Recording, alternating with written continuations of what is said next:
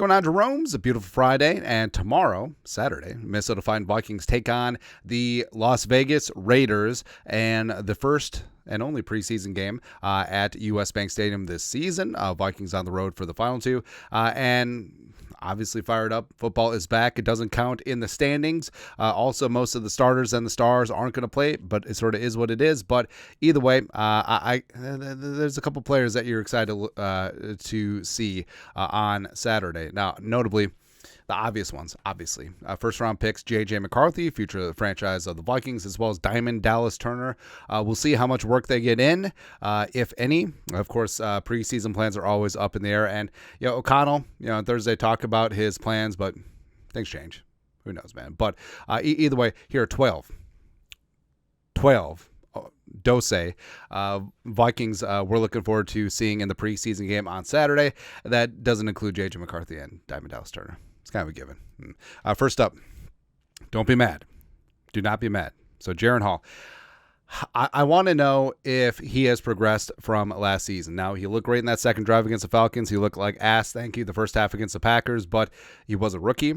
He was underprepared, and he was just sort of tossed into a bad situation. Sort of is what it is. But also on the other side, like, you got to seize your opportunity when you get it, and fifth-round quarterbacks generally don't get many opportunities. Now, and in training camp, he's sort of been sucking hind teeth behind Darnold and McCarthy and even Nick Mullins, but is there something there where Hall could develop into the long-term backup for J.J. McCarthy, or is this going to be it? Finito, right? Do they let go of Jaren Hall, or do they try and get Nick Mullins on the practice squad? What happens here? But I do think that if Jaren Hall is impressive in preseason, if he does get some time towards the end of the games working with the threes against the threes, it could be something there, right?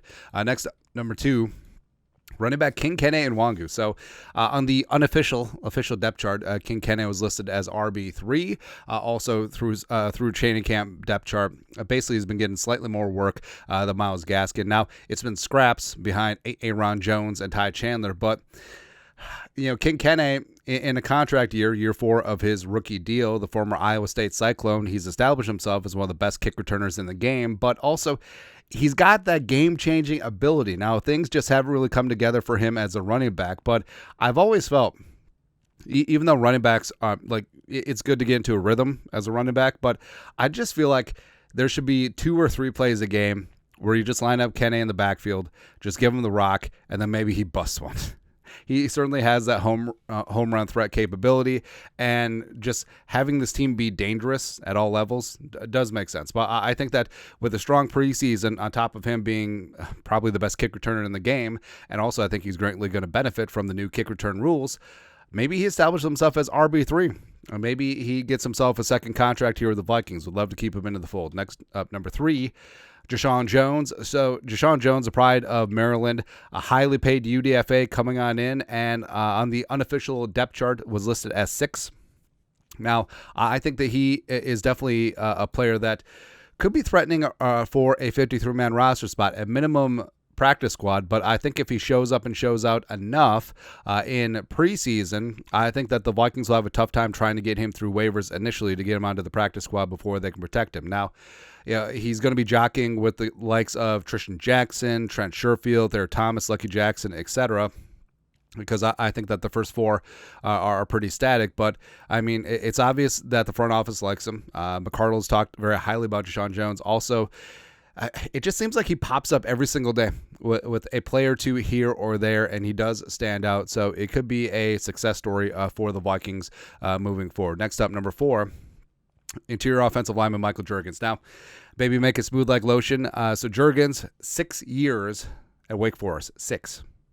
But played some center, played some guard, and he's got that short area quickness and athleticism, which is going to serve him well. He's not the undersized outside zone type offensive lineman, and I think that he's a guy that is definitely going to press for one of the 53-man roster spots. He was listed as second-team left guard on the unofficial depth chart. He's also worked in some second-team center as well, and I think that he is a player that eventually could work his way into potentially the starting lineup, whether next year, maybe replacing Bradbury, or in a couple years in the guards situation, who knows. But either way, I like Juergens a lot. And also, part and parcel, Walter Rouse. So Juergens in the 7th, Rouse in the 6th, coming out of Oklahoma, the non-blindside protector for Dylan Gabriel. But Rouse, so he's got that size. He's got good footwork. He's got maturity in his hands, and I do think that they want him to be the swing tackle eventually. Quisenberry is going to age out, but Rouse, swing tackle behind Darrisaw and O'Neal, could make a ton of sense. And he's been working with the 2s. He was listed as the second-team left tackle. We'll see if he starts there tomorrow. But yeah, next up, number 6, defensive side of the ball, Levi Drake Rodriguez, obviously, man. And LDR, been working in with the 1s. He's going to get a lot of run in preseason, and I think that he could certainly carve out a niche and a role in terms of a guy that comes in with 5 down linemen or maybe even 3 down linemen at that 3-tech spot and just get after it. Just get after things, just blow things up. Puts in the work, all heart, all hustle, and plus I think this is going to be his first step towards becoming an icon amongst the fan base, like truly Paul Bunyan-esque. Also, 2 outside linebackers, 2 UDFA guys. Gabriel Murphy, 225 guaranteed out of UCLA. He had a ton of college production. I think that he was very underrated because he didn't check all the box measurables wise, but he's been impressive in training camp so far. Also, Owen Porter. Owen Porter is just like a Tasmanian devil, like literally one-on-one spots. Also, when he gets in with the 2s and 3s, like he just is a ball of energy. Well, mainly with the 3s, but just a ball of energy. And I think that he's going to be a spark plug. I think that he could potentially be so high energy, so high motor with the 3rd team as well as on special teams that you just can't ignore him. And even though the Vikings pretty damn deep at edge rusher, at least 5 deep, but could Porter beat out fellow UDFA Bo Richter? Could he beat out last year's UDFA Audric Carr II? Could Porter, the pride of Marshall, take down both service academies? It's possible.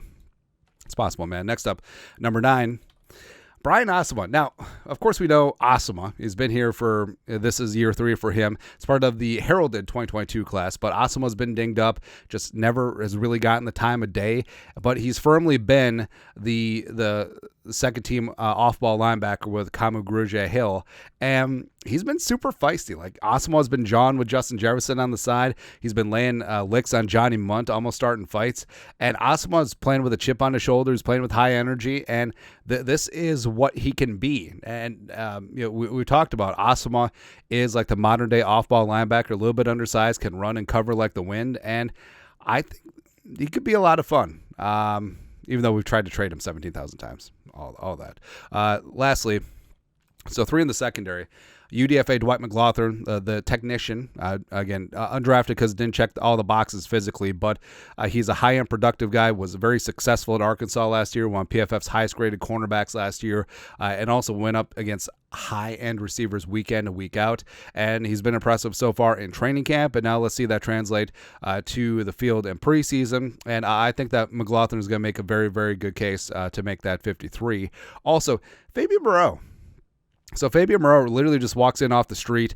Unofficial depth chart is listed as a second team guy with a Caleb Evans, and it's just like, whatever. And we said this, where Moreau, he is a press man cover specialist, and that's why he could just walk in day one, not knowing the playbook, and just start with the 1s. Because, hey, you cover X, you cover Jefferson, you cover whoever, and just go from there. So obviously, they may not even play him in preseason, which is fine because he's a veteran, been there, done that. You want to give the run to the young guys, but I'm just seeing him gel and just seeing a guy that potentially could be a big-time contributor this year who was just on the couch like a week ago. It's funny to me, man. Lastly, safety cornerback, carry on my J-word, son. The pride of LSU. Played some safety, played some corner. Durante Jones was D coordinator at LSU in 2021 when Jay Ward shifted from corner to safety, and now we're going the other direction.